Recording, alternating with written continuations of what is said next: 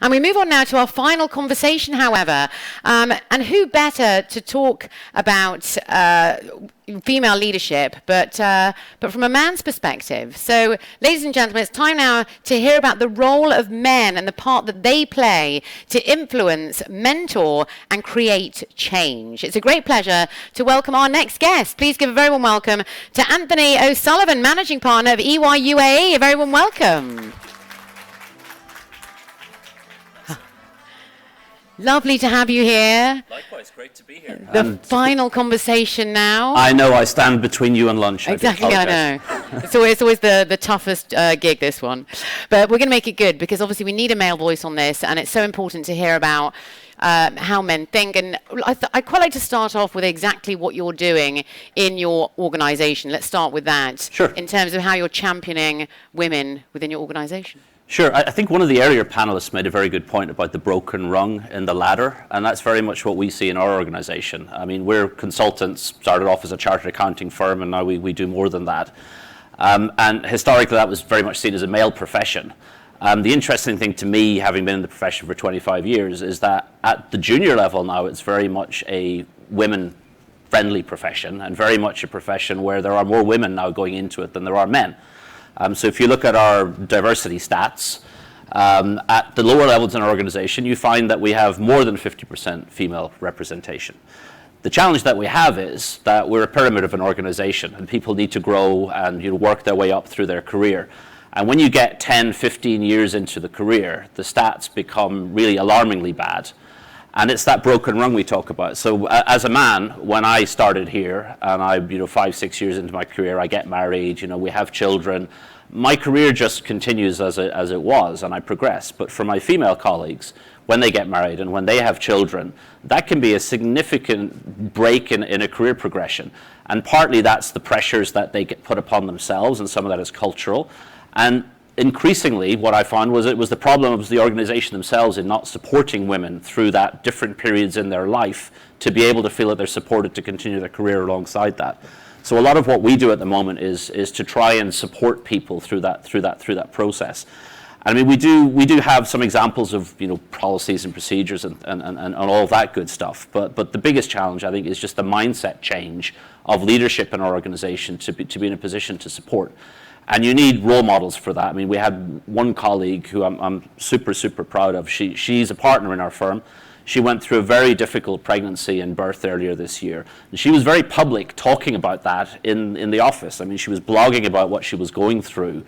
And now she returned back to work. And a lot of that was just to show that, she went through something, that she needed the support of an organization to help her through that, and we were there to support her by being alongside her in her journey. So I mean, a lot of what we're doing is just around to try and fix that broken rung, and it's mindset a lot of the time. Speaking of women in leadership positions, a friend of mine's husband, his mother had a stroke. It was a really bad time in his life. Yeah. The woman CEO found out from one of his team members that she got sick, so she rang him personally. I mean, this is a huge global organization. Rang him personally. Are you okay? Go fly to the UK, wherever you need to be with her on the company. Don't worry. Yeah. And he was saying to my friend, he felt that his previous CEO, that was a man, probably wouldn't have done the same thing. Yeah. What are your thoughts on that? Yeah, I mean, I personally in my career, my first ever boss was a woman. When I came to Dubai 25 years ago, for the 2-3 years after that, I was working directly with a female partner who was a mentor to me. And when I'm choosing a mentor, and I always recommend this to people, choose somebody who is different to you. And what I've learned is that, yes, there are differences between men and women in how we think, in how we act. There tends to be a greater ability to empathize. There tends to be a greater emotional intelligence for a female than a man. And I've seen that in our organization with female leaders who definitely have demonstrated that. And as a man, I think that's one of the things to be aware of. The importance of having that mix of skill sets and mix of emotional intelligence, because that's what makes your organization stronger as well. And do you think empathy has become quite a highlight now because of the pandemic? Because I mean, you need empathy in organizations now going forward, right? Yeah, I mean that was a horrible experience that all organizations went through, because I mean we all as large organizations, we value the culture that we have, and culture is people. And how can you create a culture if people aren't together and if they aren't connecting on a daily basis? And in the pandemic, where we had everybody connecting over Zoom, not physically being able to get together for a long time, that created pressures in culture. And I think there was an awareness that for women, those pressures were sometimes even greater than for men, because women working from home with kids doing homeschooling, all of the other pressures that were coming on. I mean, as a man, I was able to go to my room and my wife was there and she was doing these things. That's shame on me. I should be doing more.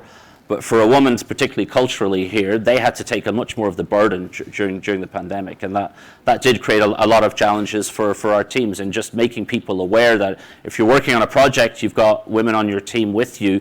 They may be under different pressures than you are. Everybody's being challenged, but everybody's being challenged differently, and that awareness needs to be there. That's amazing that you actually drew awareness to that. That leads me on to my next question. Sadly, we are running out of time, but what sort of responsibility should men take on then when it comes to mentoring, influencing, and championing women in different roles? What sort of responsibility do we need to, and how do we get people to do that as well? So there's a few things that we need to do, and I mean, a lot of that is a personal commitment that you need to make yourself. So for example, and again, broad generalizations, I think a lot of people here would agree that women tend to be a little bit more reticent about coming forward and about celebrating their achievements. Men tend to be a lot more, less shy about saying what a great job they did, less shy about putting forward ideas and, suggestions that they have for how we could do things differently. As a leader, one of your roles is to make sure that everybody in your team gets an equal opportunity to shine. So sometimes it can be just as simple as when you're in a meeting, making sure that somebody that's in the corner that hasn't said very much yet gets the opportunity to speak up. And as an organization, when you see that we've been successful in something and it's a female leader that's been part of the team or has been leading a team that makes us successful, championing that person and championing what they did, so that you're creating the role models in the office, you're creating the opportunities for people to feel recognized. And as I said, for men, we tend to put our hand up a lot more to be recognized than women, and you need to be able to manage that, to give people the opportunities. It's amazing to hear what you're doing, your corporation.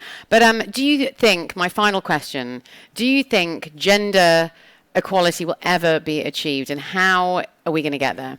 Well, one thing that I noticed, and it was said earlier today about the kids of today. I mean, when I see my 14-year-old son and 16-year-old daughter and their friends and how they think about issues of diversity in the world, they have a completely different mindset to when I was a kid, and that gives me a lot of hope for the future. In that, culturally, changing a culture takes time, and changing an organization's culture takes time.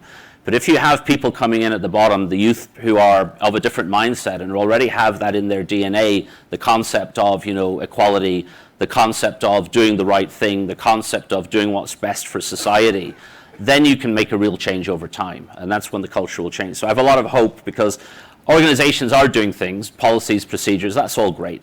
But nothing will really change until there's a mindset change and a cultural change. And I'm very positive about what I see with the youth of today and how they think about these things, that things will change. I completely agree. I have a 9-year-old now and a 4-year-old, and they do see the world very differently as well, which is a good thing as well, isn't it? Fantastic to speak with you. Sorry, it's been very short and sweet, but brilliant to have you here on the stage and to hear a male voice on this very important topic. Thank you so much. Let's hear it. Thank you. For Anthony. Thank you so much. Thank you. Lovely.